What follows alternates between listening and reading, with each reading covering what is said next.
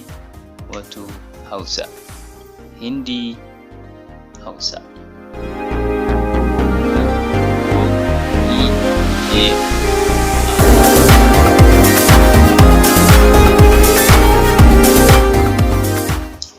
Muna da waɗannan a cikin harshenmu na Hausa, amma ba mu da waɗannan a rubuce, sai dai a cikin sauti.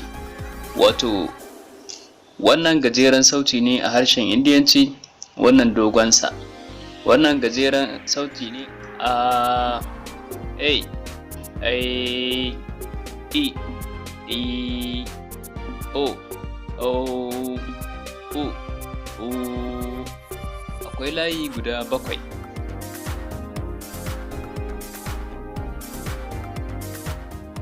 Na farko layin ka, na biyu layin ta, na uku layin ta, na hudu ma layin ta, na biyar layin fa, na shida layin ya, na 7 layin sha.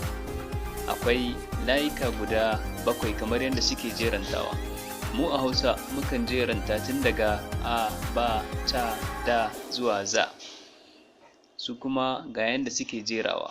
Layi na farko na ɗauke da haruffa guda 5, na biyu na ɗauke da haruffa guda 5, na uku na ɗauke da haruffa 5, na hudu na ɗauke da zuwa na 5 suna ɗauke da haruffa guda 5.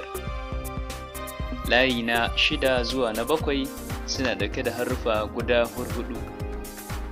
Kamar yadda za mu gani. To bari mu ji yadda ake furucinsu. Furucinsu dai kamar namu ne a Hausa, babu wani bambanci. Wannan kamar yadda muke gani ka ce, suna tafiya da wasalin a kowanne daga cikinsu. Ka ba a buƙatar fitowar iska. Ka ana buƙatar fitowar iska saboda ha da take ciki. Ka, ga, na. Wannan na ɗin na ce wacce za mu bambance ta idan mun zo rubutu.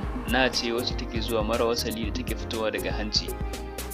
Idan mun lura da kyau za mu ga kowane layi yana ɗauke da haruffa waɗanda suke daga mafita guda ɗaya. Layin farko ka, ga, nga. Wato dukkaninsu harafai ne da suke fitowa daga ganda da kuma hanka. Kamar yadda layi na biyu suke fitowa daga tsinin harshe da kuma bayan haƙori. Kamar layi na uku sukan fito daga doron harshe da kuma hanka ɗaya ne. A nan sai mu ɗauke su a matsayin layi na uku kawai, mun dai san layi na uku ne da na hudu. Layi na 5 wato layin fa, ba, ma. Layi ne da harafan gaba ɗaya 'yan labba ne, daga labba suke. Sai kuma ya, ra, la, va. Waɗannan ga su nan daga mafita daban-daban a warwatsa suka zo. Sai kuma sha, sa, ha. Su ma waɗannan sun zo daga daban-daban ne, amma kowanne a cikinsu akwai fitar iska kamar yadda za mu gani. To ka, ga, na. Ka, ga, na. Wannan na ɗin mukan kira ta nga ko nka. Kamar misali a cikin sunan kinga. Wato idan na ɗin ta zo kafin ga, ko ta zo kafin ka, ko ta zo kafin ɗaya daga cikin waɗannan hudun, shine muke amfani da ita. Nga ba ta da wasali. Layi na biyu ta, ja, na. Wato ta farko ba a buƙatar fitowar iska mai ƙarfi, ta biyu ana buƙata. Ta farko ba a buƙata, ta biyu ana buƙata. Wannan na ɗin nya. Kamar misali sangya ko sanyok, sangya ko agya misali. Ita ma ba ta tafiya da wasali. Wannan ɗigon shi yake ɗauke wannan da wannan, kuma wato mun ji yadda sautin sa yake. Sai kuma ta, da, na, ta, da, ta, na. Ba bambanci dangane da furucin na farko da na biyu. A rubuce ne idan mun zo tattaunawa dangane da sigoginsu za mu ga menene bambanci. Idan akwai wani bambanci ma a furuci za mu kawo shi domin a sauƙaƙa fahimta. Sannan layi na 5, fa, ba, sannan ya, ra, la, va.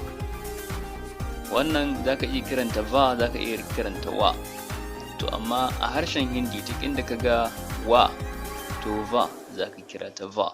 Ko da ka ga an rubuta Diwali sai ka ce Diwali. Sai kuma layi na 7, sha, sa, ha. Kar mu ce mun ga sha guda biyu, wato shi ma dai a harshenmu na Hausa duk ɗaya ne. To amma a rubutun Hindi wato shine ake da ɗan bambanci. Mu tafi sannu a hankali za mu iya bambance al'amura da dama. Tagwayen haruffa kamar misali haɗuwar ka da ya, ko haɗuwar ka da ya da a, mukan kira wannan kya, kamar idan za mu faɗe ta a cikin kyawawa misali. Sannan idan mun ga ka, mun ga sa, mun ga ha, ksha, ga wasalin a, ksha kenan. A idan mun ga ka, mun ga ra, mun ga a, kra kenan, kra. Idan mun ga ta, mun ga ra, mun ga a, tra kenan.